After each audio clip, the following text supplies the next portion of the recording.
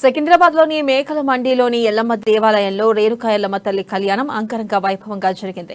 Committee chairman Vijay ఆధ్వర్యంలో వేద పండితులు అమ్మవారి కళ్యాణాన్ని ఘనంగా నిర్వహించారు. ఇక అమ్మవారి కళ్యాణం చూడటం కోసం భక్తులు అధిక సంఖ్యలో తరలివచ్చారు. ఈ కార్యక్రమానికి ముఖ్య అతిథులుగా హాజరైన ముషిరాబాద్ ఎమ్మెల్యే ముఠా గోపాల్, కాంగ్రెస్ యువ నాయకుడు అనిల్ కుమార్ అమ్మవారిని దర్శించుకుని ప్రత్యేక పూజలు చేశారు. ఇక ప్రతి సంవత్సరం విజయ్ ఆధ్వర్యంలో అమ్మవారి కళ్యాణం జరగడం చాలా గొప్ప విషయమని ఈ కార్యక్రమానికి సహకరిస్తున్న కమిటీ సభ్యులకు ప్రత్యేక ధన్యవాదాలు తెలిపారు. ఆషాఢ మాసంలో ఈనాడు మరి మేకల్ మండిలో గల ఎల్లమ్మ తల్లికి పూజలు చాలా పెద్ద జరుగుతున్నాయి. ఎల్లమ్మ తల్లికి చాలా ప్రశిష్టత ఉన్న సంగతి ఎందుకు తెలుసు.